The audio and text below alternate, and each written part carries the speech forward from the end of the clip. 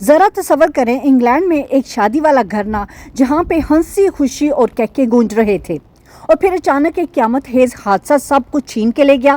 4 پاکستانی جان بحق ہو گئے، گاڑیوں کے پرخچے اڑ گئے اور چند لمحوں میں نہ دروازے پہ پولیس کی دستک نے پوری دنیا کو بدل کے رکھ دیا۔ ایک باپ ہمیشہ کے لیے چلا گیا، 3 جوان بیٹے خاموش ہو گئے اور پورا محلہ جیسے نہ سانس لینا بھول گیا ہو۔ لوگ چیخ اٹھے ہیں، آنکھیں نم ہو گئی ہیں۔ مانچسٹر کے CCTV فوٹیج اب سامنے آ چکی ہیں جس نے سچ کو بے نقاب کر دیا ہے، مگر دل میں نہ ایک سوال مسلسل گونج رہا ہے، آخر یہ سب کیوں ہوا؟ قصور کس کا تھا؟ بچوں کا یا نظام کا یا ہماری اپنی لاپرواہی کا؟ آج اس ویڈیو میں ہم وہ حقیقت جانیں گے جو شاید آپ کے دل کو بنا ہلا کے رکھ دے۔ بسم اللہ الرحمن الرحیم۔ سب تعریفیں اللہ تعالیٰ کے لیے ہیں۔ آپ سب خیریت سے ہیں؟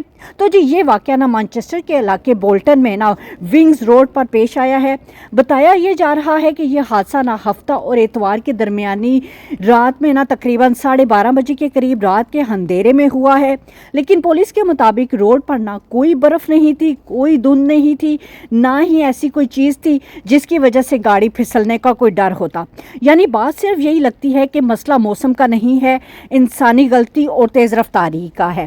اب یہاں سب سے بڑی بات CCTV پولیس نے کافی کیمروں کی فوٹیج دیکھی ہیں، مگر جو فوٹیج سب سے زیادہ کلیئر ملی ہے نا وہ ایک گھر کی ڈور بیل کیمرے سے ملی ہے۔ اس میں صاف نظر آتا ہے کہ ایک طرف بلیک گاڑی جو ٹیکسی ہے اپنی سائڈ سے نہ بڑے آرام سے آ رہی ہے اور دوسری طرف ریڈ کار دوسری سائڈ سے آتی ہے۔ دونوں گاڑیاں نہ اتنی تیزی سے آتی ہیں کہ بالکل قریب آ کے نہ ہیڈ آن ہو کے نہ ٹکرا جاتے ہیں۔ لوگ کہتے ہیں کہ آواز ایسی آئی جیسے کوئی دھماکہ ہو گیا ہے۔ محلے والے باہر نکلے تو دیکھا جی 2 گاڑیاں آپس میں جمی ہوئی ہیں، لوگ رو رہے ہیں، چیخ رہے ہیں اور کچھ تو زخمی سڑک پر نہ مدد کے لیے پکار رہے تھے۔ اور اسی دوران ریسکیو والوں کو بھی فون کر دیا کیا ریسکیو والے آگے، انہوں نے گاڑیوں کو کاٹ کرنا لاشوں کو باہر نکالا۔ یہ حادثہ اتنا شدید تھا کہ ریسکیو والوں کو نہ گاڑی کاٹ کر لوگوں کو باہر نکالنا پڑا۔ 4 افراد موقع پر ہی جان بحق ہو گئے ہیں جبکہ تقریباً 5 لوگ نہ زخمی ہوئے ہیں۔ کچھ کے بارے میں کہا جا رہا ہے کہ جی وہ انجری سیریس ہے اور ایک خاتون کی حالت بھی نہ لائف تھریٹنگ بتائی جا رہی ہے۔ یہ وہ لمحہ ہے جب زندگی ایک سیکنڈ میں نہ پورا گھر اجاڑ دیتی ہے۔ اب آتے ہیں اس واقعے کے سب سے دردناک حصے پر۔ بتایا یہ جا رہا ہے کہ جو 3 نوجوان تھے نا وہ ایک ہی خاندان سے تعلق رکھتے تھے۔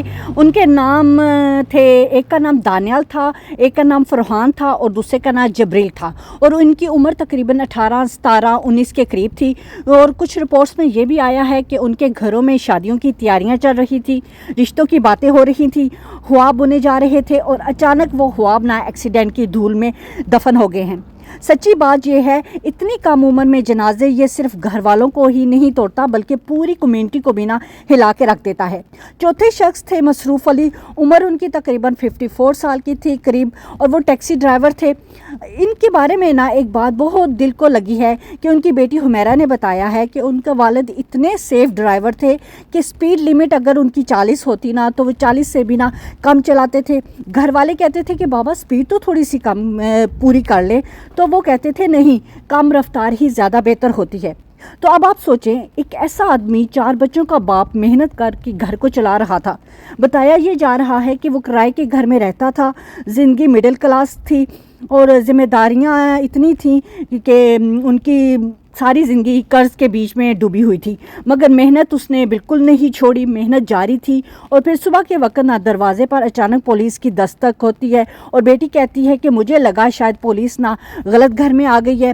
پولیس نے نہ موقع پر پہنچ کر پورے علاقے کو کارڈن آف کر دیا، یعنی ساری چیزوں کو وہاں پہ بند کر دیا، روڈز بند کر دی، لوگوں کو سائڈ پہ کیا۔ ایمبولینس والے آگے، انہوں نے زخمیوں کو ہسپتال پہنچایا۔ پھر پوسٹ مارٹم کے بعد نہ لاشیں تھیں نہ ورثہ کے حوالے کر دی گئی۔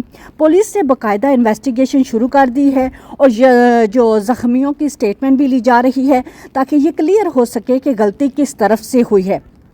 इस रोड के बारे में ना लोगों ने ये भी कहा है कि यहाँ पहले भी हादसात हुए हैं मगर इतने शदीद नहीं। अब लोग ना कौंसल से भी ये कह रहे हैं कि यहाँ पे ना स्पीड्स ब्रेक्स लगनानी चाहिए। और अब वो बात से जिस पर ना सब कमेंट में ना लड़ भी रहे हैं कि वालिदैन ने गाड़ी क्यों लेके दी। मैं एक सवाल यहाँ पे आप लोगों से पूछती हूँ, कौन से माँ बाप चाहेंगे कि इसका बच्चा सड़क पर इस तरह ख़त्म हो जाए? कोई भी नहीं चाहेगा। तो जी यूके का सिस्टम ना पाकिस्तान जैसा सिस्टम नहीं है। यहाँ पे जब 16-17 साल के बच्चे हो जाते हैं ना, काफ़ी हद तक खुद फैसले करने वाले हो जाते हैं। गाड़ी लेना कोई इतना मुश्किल नहीं है। यहाँ पे गाड़ी को आप लीज पे भी ले सकते हैं और तकरीबन महीने का आप 200 पाउंड्स में आप आराम से गाड़ी को चला सकते हैं।